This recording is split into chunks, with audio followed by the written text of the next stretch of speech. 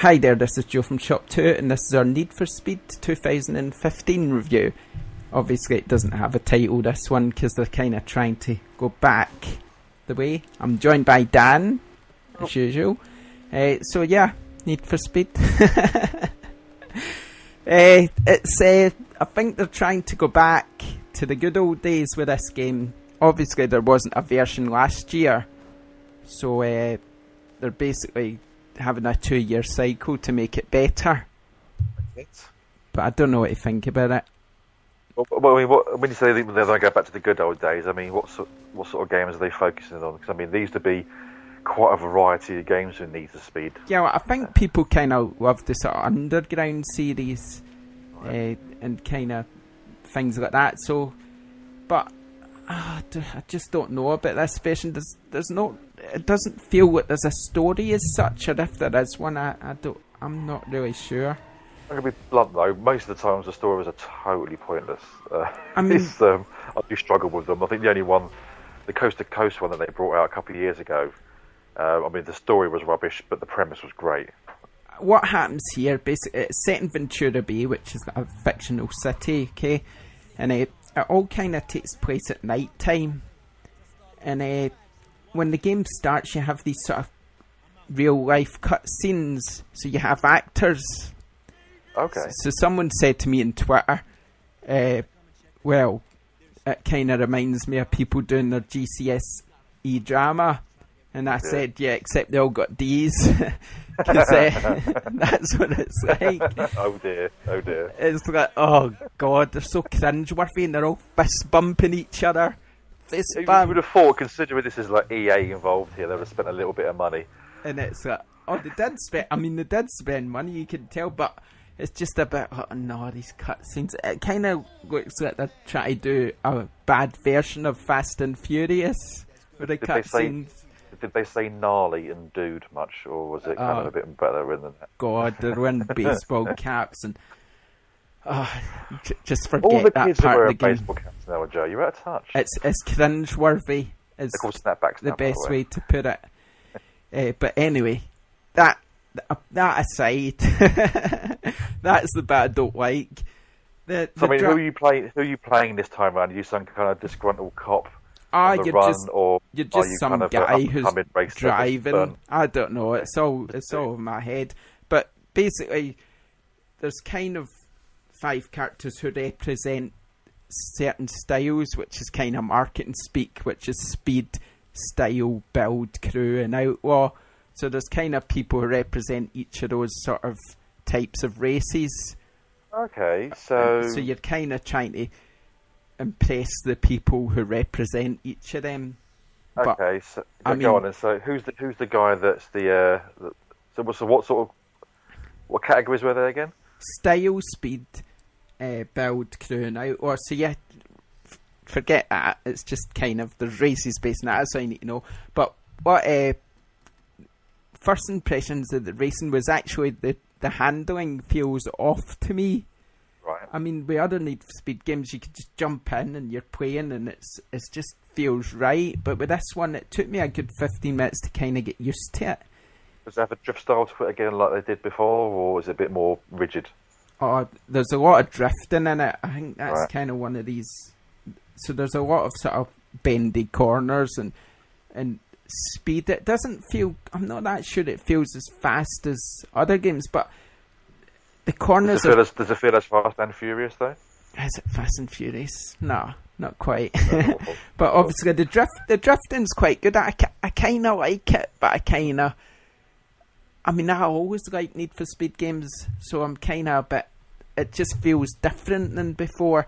So, but it's got the speed there, it's got the drifting. I mean, they've introduced modding now, so I'm not sure that was such a big thing before, but it's quite big in this game, so you can change all the look of your car by putting the sort of stickers on it, and they've done that quite a lot in the past, though, haven't they? Yeah, it's very moddable now. I mean, like, you can change the size of your rims and put bumps in your bonnet, and kind of change the colour of your car, fuel injection, nitros, you name it. It's all sort of there. I mean, it's packed in. So you'll sort of, as you take part in races, you'll earn the cash, which you can then unlock new cars if you want, or you can just spend it all on modding your current car. So customization's a really big thing here, which is quite good, really. Okay. But so yeah, that's a good part. Obviously, the racing, once you kind of get into it, there's all these different styles of racing, like drifting and sort of fast speed trials and all that sort of thing. But it's kind of open world as well, as in online open world, so it's all online. Oh, right. So totally online. Yeah, there's no multiplayer.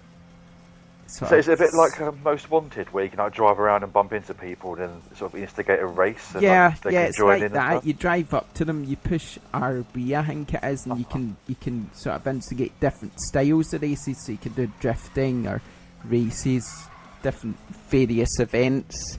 I like that on Most Wanted, but at the same time, also like the fact that you can play it offline. So here you are actually stuck online.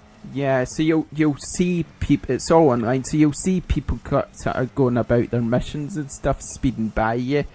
And obviously, if you want to take part in race, you'll need to try and catch up with them and kind of convince them it's a good idea. Yeah. There's things about it that seem a bit off. There's a lack of traffic on the roads. I'm guessing what they're hoping for is that the more people that play online, is that there's more traffic. Yeah, it's a good point, but it just feels a bit empty. You've still got the cops, so you can speed by them and they'll be after you, but it feels a bit lackluster. If you know there was a game that came out, I can't remember if it was a Crew or not, that came out a year, maybe 2 years ago. They had a similar idea of always online, and it was a great idea, apart from the fact that not enough people were online, and it really lacked that part of the content. And I hope that, I suppose Need for Speed has that kind of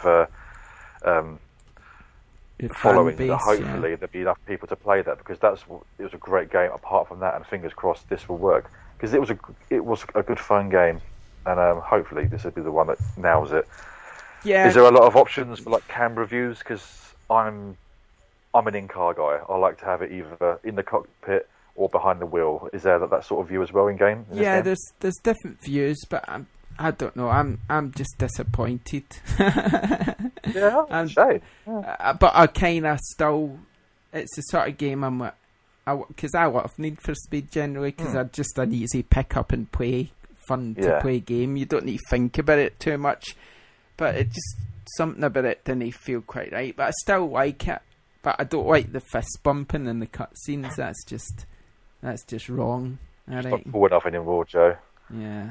You're sitting there driving your Lexus, whatever it is. We're just doing the school run. I can't remember. Well, have I got a Vauxhall Zafira 7-seater? I'm saving up for my BMW, to be honest.